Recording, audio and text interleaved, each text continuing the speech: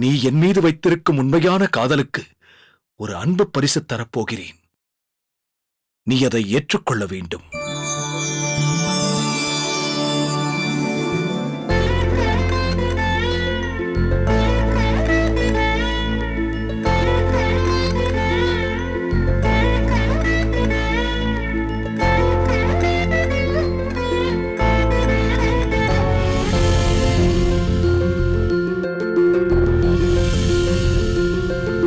இது வெறும் பரிசு மட்டுமல்ல, தாலி.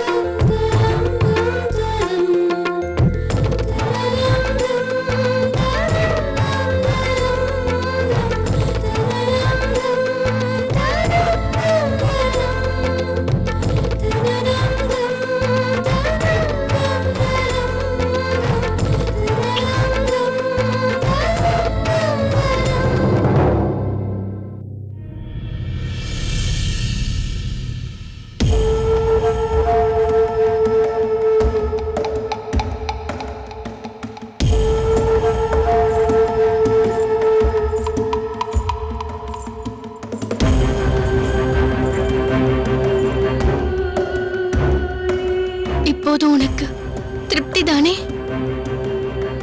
நான் விரும்பியதையெல்லாம் கிடைத்துவிட்டது என்பது போல் நாடகம் நடத்தி அதை தட்டி பறித்து விட்டாயே. அப்பர் பெருமான் உன் சிரிப்பை பற்றி புகழும் போது கொளித்த புருவமும் கோவை செவ்வாயில் குமின் சிரிப்பும் என்று பாடியிருக்கிறார் என்று என் அருமை அக்கா சுந்தரி பூரித்து போய் பாராட்டுவாளே. அதற்கு மகிழ்ந்துதான் நான் விரும்பியதை அவளுக்கு கொடுத்து விட்டாயா? இப்போது உன் சிரிப்பு உன்னை நான் எப்படி ஏமாற்றி விட்டேன் பார்த்தாயா என்று ஏளனமாக சிரிப்பது போலல்லவா இருக்கிறது. என்று நான் வாளுக்கு வேலையின் பெயரை கேட்டேனோ அன்றே என் நெஞ்சத்தில் கற்பாறையில் செதுக்கிய எழுத்தைப் போல் பதிந்து விட்டது. என்று அவரை நேரில் பார்த்தேனோ அன்றே அவரை எப்படியும் அடைய வேண்டும் என்ற ஆசை பெருகிவிட்டது. பாகநேரி அம்பலத்திற்கே சென்று அவர் தங்கைக்கு நடனம் கற்றுத்தரும் வாய்ப்பு கிடைத்தவுடன் அவரை என்னவராக்கிக் கொள்ளும் எண்ணமும் எளிதாகவே என் கைக்குள் வந்து விட்டதாக நான் எண்ணி மகிழ்ந்தேன். ஆனால் எல்லாவற்றையும் ஊமை கண்ட கனவாகவே மாற்றிவிட்டாயே. என்னை அங்கே அனுப்பிவிட்டு பாகநேரி யாரை இங்கே வரச் செய்து என் அக்காளோடு இணைத்து விட்டாயே. எனக்குரியதாக நினைத்த மலர் மஞ்சம் இப்போது அவளுக்குரியதாகிவிட்டதே.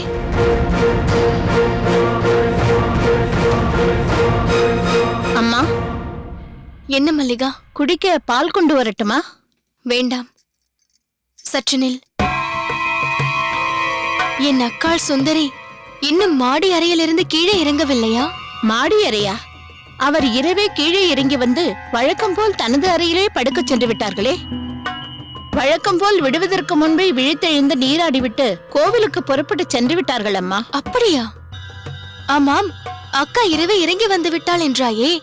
அப்படியானால் இங்கே வந்திருந்தாரே பாகநேரி அம்பலக்காரர், அவர் எங்கே? அவர் வந்த சிறிது நேரத்திற்கெல்லாம் புறப்பட்டு சென்று விட்டாரம்மா. அவரை வழி அனுப்பிய பிறகுதான் சுந்தரி அம்மா தன் அறைக்கு உறங்க போனார்கள். அப்படியென்றால் நேற்று எதுவும் நடக்கவில்லை என்று அர்த்தம். என்னம்மா யோசிக்கிறீர்கள்? ஒன்றுமில்லை, நீ போ. சரியம்மா. சற்று பொறு. என்னம்மா? நான் இதை பற்றி உன்னிடம் கேட்டேன் என்பதை யாரிடமும் சொல்லிக் கொண்டிருக்காதே. சரிங்களம்மா.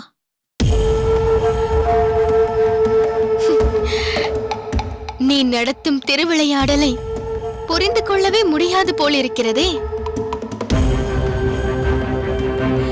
எனக்கு கண்ணில் காட்டி கையில் எடுப்பதற்குள் பறித்தாய் என்றால் என் அருமை அக்காவிற்கு கையில் கொடுத்துவிட்டு அதை அடைவதற்குள் தட்டிவிட்டிருக்கிறாயே. அப்படியானால் பாகநேரி அம்பலக்காரரை எனக்கு சொந்தமாக்கிக் கொள்ளும் வாய்ப்பு என்னை விட்டு போகவில்லை என்றுதானே சொல்கிறாய்? விடமாட்டேன். பாகநேரி அம்பலக்காரரை எனக்கு சொந்தமாக்காமல் நான் ஓய மாட்டேன். பலே,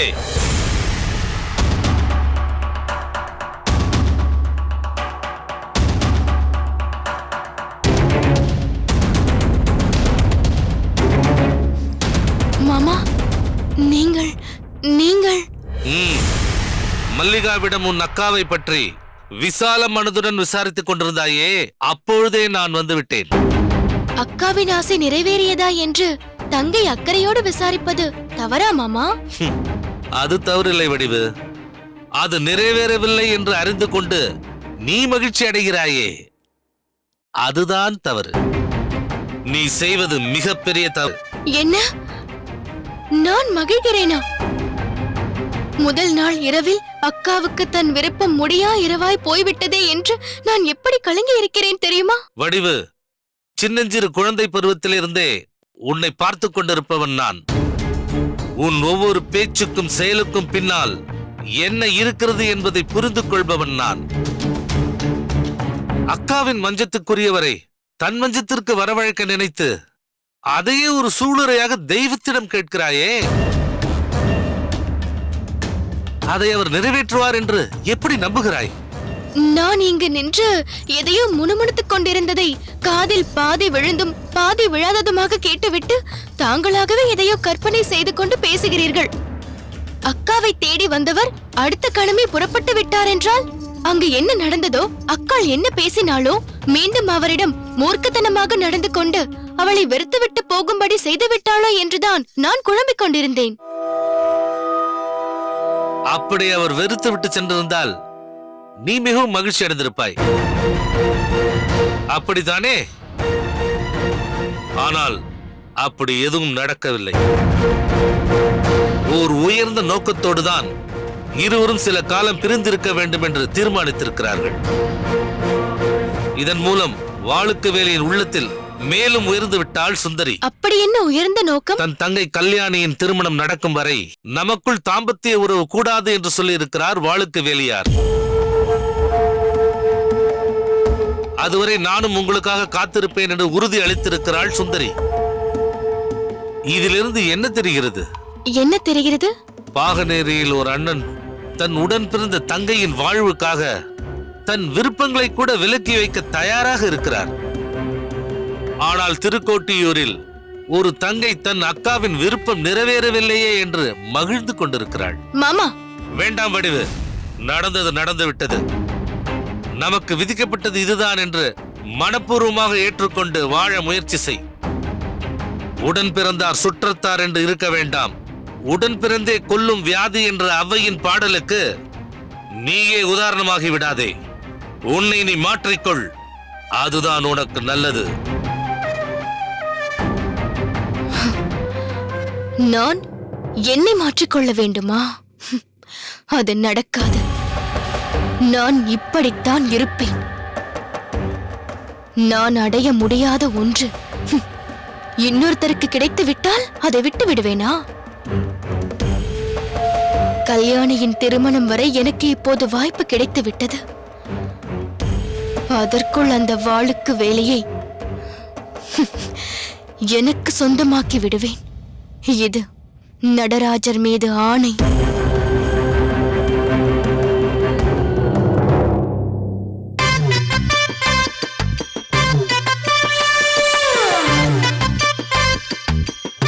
இங்க பாரு கௌதாரியே, நான் சொல்றத கேளு. இன்னைக்கு பால் பாயசம் தான் செய்யறோம். இல்ல இன்னைக்கு பலாப்பழ பாயசம் தான் செய்யணும். ஏதாவது விசேஷம்னா பால் பாயசம் செய்யறதா ரொம்ப பொருத்தமா இருக்கும். வழக்கமா செய்யற மாதிரி இல்லாம வித்தியாசமா ஏதாவது செய்யணும்னா பலாப்பழ பாயசம் தான் அருமையா இருக்கும். பால் பாயசம் தான் விசேஷத்துக்கு பரிமாறுறது. பலாப்பழ பாயசம் தான் வித்தியாசத்துக்காக பரிமாறுறது. இல்ல பால் பாயசம். இல்ல பலாப்பழ பாயசம். இல்ல பால் பாயசம். பலாப்பழ பாயசம். இல்ல பால் பாயசம். பால் பாயசம். ஆரம்பித்து விட்டீர்களா? வாங்க ஐயா வாங்க. காலையிலேயே சண்டையா? சண்டையெல்லாம் ஒண்ணும் இல்லைங்க. நான் பால் பாயசம் செய்யணுங்கிற, இவ பலாப்பழம் பாயசம் தான் செய்யணும்னு என் மூக்க வேற உடைச்சுட்டான். போதும். கல்யாணி எங்கே? சோர்ந்து தூங்கிட்டு இருக்காங்க. என்ன, உறங்கிக் கொண்டிருக்கிறாளா? விடியற் காலையில் எழுந்து பல பணிகளை செய்பவள் ஆயிற்றே என் தங்கை. இன்று என்னவாயிற்று? அதுவா, நேத்து வடிவம்மா நடன பயிற்சி தொடங்கிட்டாங்கல்ல. கல்யாணி அம்மா ரொம்ப ஆர்வமா கத்துக்கிறாங்கல்ல. அதான் காலையில இருந்து சோர்ந்து தூங்கிட்டு இருக்காங்க. ஓ அப்படியா? கல்யாணி நன்றாக கற்றுக்கொள்கிறாளா? ஒரு தடவை சொன்னா போதும் பட்டுன்னு பிடிச்சுக்கிறாங்க. கல்யாணிமா ஆடுறத பார்த்து அந்த வடிவமாவே அசந்து போயிட்டாங்க. அண்ணா, வா அதப்பா, நீங்கள் செல்லுங்க. என்ன பாயாசம் சொல்லவே இல்லையே? பால் பாயாசம் தான். பல பாயசம் தானே. ஒரு பாயசமும் வேண்டாம். ஒன்னால பால் பாயாசம் போச்சு. அதப்பா, ஒவ்வொரு கணமும் உன்னைத்தான் ஆவலோடு எதிர்பார்த்துக் கொண்டிருந்தேன். வேலையெல்லாம் நல்லபடியாக முடிந்ததா? அனைத்தும் நல்லபடியாக முடிந்தது அண்ணா. அதப்பா, உன்னை நினைத்து நான் மிகவும் பெருமிதம் அடைகிறேன். அண்ணா, தாங்கள் இவ்விதம் பெருமிதப்படும் அளவிற்கு நான் ஒன்றும் பெரிதாக செய்துவிடவில்லையே. இல்லை அதப்பா, இப்போது நீ செய்து வந்திருக்கிற காரியம் சாதாரணமானதல்ல, மிகப்பெரிய சாதனை. நான் அப்படி நினைக்கவில்லை அண்ணா. ஆதப்பா, நீ ஆற்றிய செயலை பற்றி உனக்கு சரியாக புரியவில்லை. அதனால் தான் இப்படி பேசுகிறாய். ஆங்கிலேயருக்கு எதிராக தென்னகத்தில் நாம் போராடிக் கொண்டிருக்கிறோம். நமக்கு ஆதரவாக பல உடன்பிறப்புகளும் உற்றார் உறவினர்களும் இருக்கிறார்கள். நாட்டுப்பற்று உள்ளவர்கள், மொழிப்பற்று உள்ளவர்கள் என பல பேர் நமக்கு துணையாக இருந்து போராடிக் கொண்டிருக்கிறார்கள். இவ்வளவு பெரிய மக்கள் சக்தியோடு பரங்கியரை எதிர்த்து போராடுகிறோம் என்பது பெரிய விஷயமே அல்ல. எந்தவித துணையும் இல்லாமல் தமிழ் இனத்திற்கு எதிராக செயல்படக்கூடிய பலரை சமாளித்துக் கொண்டு தமிழ் ஈழம் வெள்ளையரின் ஆதிக்கத்திற்கு போய்விடக் கூடாது என்று முல்லைத்தீவில் போராடிக் கொண்டிருக்கிறாரே ஒரு தமிழ் காவலர், அடங்கா பற்று குலசேகர வைரமுத்து பண்டாரக வன்னியன். அந்த முல்லைத்தீவு மன்னனை நினைத்து பெருமையடையாமல் இருக்க முடியுமா? அவருக்கு துணையாக கண்டியில் அரசாண்டு கொண்டிருக்கும் விக்ரம ராஜசிங்கன் எனும் கண்ணுச்சாமியைத்தான் எண்ணி பார்க்காமல் இருக்க முடியுமா? தாங்கள் சொல்வது உண்மைதான் அண்ணா. நம்மை பொறுத்தவரை நமக்கு ஒரே பகைவன் நம் மண்ணை அபகரிக்க துடிக்கும் பரங்கியர்கள் தான். ஆனால் ஈழத்திலோ தமிழ் மக்கள் எந்த விதத்திலும் முன்னேற்றம் அடையக்கூடாது என்று நினைக்கும் பலரை சமாளித்துக் கொண்டு ஈழ மண்ணில் தனது ஆளுமையை நிலைநாட்ட வேண்டும் என்று துடிக்கும் ஆங்கிலேயரையும் எதிர்த்துக் கொண்டிருப்பது அவ்வளவு சாதாரண காரியமில்லை. அப்படிப்பட்ட இக்கட்டான சூழ்நிலையில் இருப்பவர்களுக்கு நம்மாலான உதவிகளை செய்ய வேண்டும் என்று மருது சகோதரர்களும் ஊமைத்துறையாரும் நினைத்தது அவர்களுக்கு ஆயுத உதவி செய்வதென தீர்மானித்து ஈழத்திற்கு ஆயுதத்தை அனுப்பி வைப்பது என்பது அவ்வளவு எளிதில் நடக்கக்கூடிய காரியமல்ல. இங்கிருந்து ஆயுதங்களை எடுத்துச் செல்லக்கூடியவன் ஆற்றல் மிக்கவனாக இருந்தால் மட்டும் போதாது, தன்னுடைய அறிவு கூர்மையாலும் காரியங்களை சாதிக்கும் சாமர்த்தியசாலியாகவும் இருக்க வேண்டும். அப்படிப்பட்ட ஒரு அரிய பணியை செய்ய ஊமைத்துறையார் உன்னை தேர்ந்தெடுத்த போது ஆதப்பன் இதை செய்வானா என்று என் உள்ளத்தில் ஒரு அச்சம் தோன்றியது. அண்ணா, தங்கள் அறிவனும் ஆயுத சாலையில் உருவாக்கப்பட்ட ஆயுதமண்ணா நான். இந்த ஆயுதம் உங்கள் எண்ணப்படியே இலக்கு மாறாமல் எதையும் சாதிக்கும் ஆற்றல் படைத்ததண்ணா. உனது வீரத்தில் எனக்கு எள்ளளவும் சந்தேகம் கிடையாது. ஆனால் என்னுடைய கவலை எல்லாம் நீ சட்டென்று ஆவேசப்படக்கூடியவன். அந்த ஆவேசத்தால் அவசரப்பட்டு ஏதேனும் செய்து அதனால் நீ ஆபத்தில் சிக்கிக்கொள்ளக் கூடாதே என்பதுதான். ஆனால் வெகு சாமர்த்தியமாக இங்கிருந்து ஆயுதங்களை ராமேஸ்வரம் சென்று அங்கிருந்து கடல் மார்க்கமாக சிலாவத்தித்துறை அடைந்து வன்னி நாட்டிற்கு சென்றிருக்கிறாயே, இது மிக மிக அரிய செயலாதப்பா, பாராட்டக்கூடிய செயல். இலங்கையும் தமிழகமும் எக்காரணத்தைக் கொண்டும் இணைந்துவிடக் கூடாது என்று மிக எச்சரிக்கையாக இருக்கிறார்கள் ஆங்கிலேயர்கள். அதற்கு காரணம், தமிழகமும் ஈழமும் ஒன்றுபட்டு விட்டால் தனது ஆளுமையை இரு நாட்டிலும் ஏற்படுத்த முடியாது என்பது அவர்களுக்கு நன்றாகவே தெரிந்திருக்கிறது. அதன் காரணமாகத்தான் அதன் கடற்படையை தன் கட்டுப்பாட்டிற்குள் வைத்திருக்கிறார்கள் ஆங்கிலேய கப்பற்படை வீரர்கள். ஆனால் இத்தனை பாதுகாப்பையும் கடந்து தோணி மூலம் நீ இலங்கைக்கு சென்று முல்லைத்தீவில் உள்ள வைரமுத்து பண்டாரக வன்னியனையும் கண்டிப் பகுதியில் உள்ள கண்ணுச்சாமியையும் சந்தித்து தமிழகத்தின் சார்பாக அவர்களுக்கு ஆதரவு கரம் நீட்டியதோடு அவர்களிடம் ஆயுதங்களையும் ஒப்படைத்து விட்டு வந்திருக்கிறாயே, இது போற்றுதற்குரிய செயல் அல்லவா? உன்னை நினைத்து நான் பெருமைப்படுகிறேன். ஆங்கிலேயர்களுடன் ஈழத்தில் நடக்கும் போராட்டத்தில் பண்டாரக வன்னியன் வெற்றி பெற்றால் அதில் நிச்சயம் உனக்கும் பங்கு உண்டு. அண்ணா, உண்மையில் இத்தகைய உன்னதமான விஷயத்திற்கு வித்திட்டவர்கள் யார்? மருது சகோதரர்கள் அல்லவா? அந்த வித்தை செடியாகவும் மரமாகவும் வளர்த்தது யார்? ஊமைத்துறையார் அல்லவா? அந்த மரத்தில் பல கனிகள் தோன்ற கடுமையாக உழைத்தது யார்? கோபால நாயக்கர் அல்லவா? வருங்காலத்தில் ஈழத்தில் வைரமுத்து பண்டாரக வன்னியருக்கு ஒரு வெற்றி கிடைக்குமானால் அந்த வெற்றியின் முழு பொறுப்பும் அந்த மூவேந்தர்களையே சாரும் அண்ணா. ஆங்கிலேயர்களை தமிழகத்தை விட்டு ஓட ஓட விரட்டிய பிறகு நமக்கு அடுத்த இலக்கு ஈழம்தான். ஈழத்தில் இருக்கும் வைரமுத்து பண்டாரக வன்னியருக்கும் கண்ணுச்சாமிக்கும் பேருதவியாக இருந்து பரங்கியர்களை அங்கிருந்து விரட்டி அடிக்க வேண்டும். ஆனால் அதற்கு முன் ஒரு மாபெரும் ரகசியத்தை நாம் பாதுகாக்க வேண்டும். என்ன அது? தமிழகத்திலிருந்து ஈழத்திற்கு நம் மூலமாகத்தான் ஆயுதம் செல்கிறது என்ற விஷயம் யாருக்கும் தெரியக்கூடாது. இந்த விஷயம் ஆங்கிலேயர்களுக்கு தெரிந்துவிட்டால் அவனுடைய முதல் எதிரி நாமத்தான் இருப்போம். அதன் பிறகு அவன் நம்மை தாக்க காரண காரியங்களையோ சாட்சி ஆதாரங்களையோ தேட வேண்டிய அவசியம் இல்லை. எந்தவித விசாரணையும் இன்றி நம்மை அழிக்க துணிந்து விடுவான். அதனால் இந்த ரகசியத்தை மிகவும் எச்சரிக்கையோடு நாம் பாதுகாக்க வேண்டும். உங்கள் ரகசிய பேச்செல்லாம் முடிந்து விட்டதா? நான் வரலாமா? வாமா.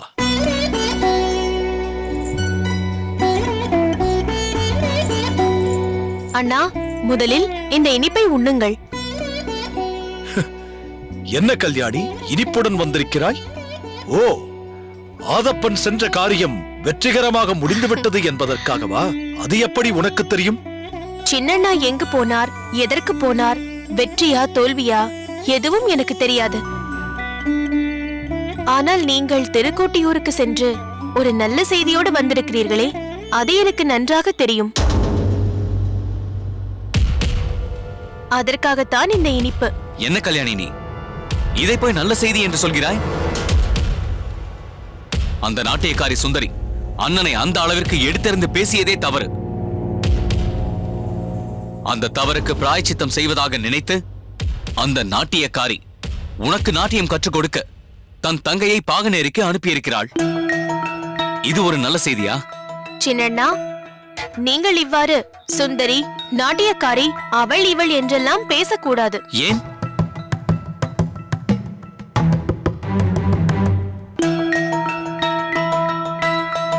கல்யாணி, என்னை ஏன் அப்படியெல்லாம் பேசக்கூடாது என்கிறாய்? அந்த அளவிற்கு திருக்கோட்டியூரில் என்ன நடந்தது? நம் அண்ணன் அந்த சுந்தரியை காந்தர்வ விவாகம் புரிந்து கொண்டார்.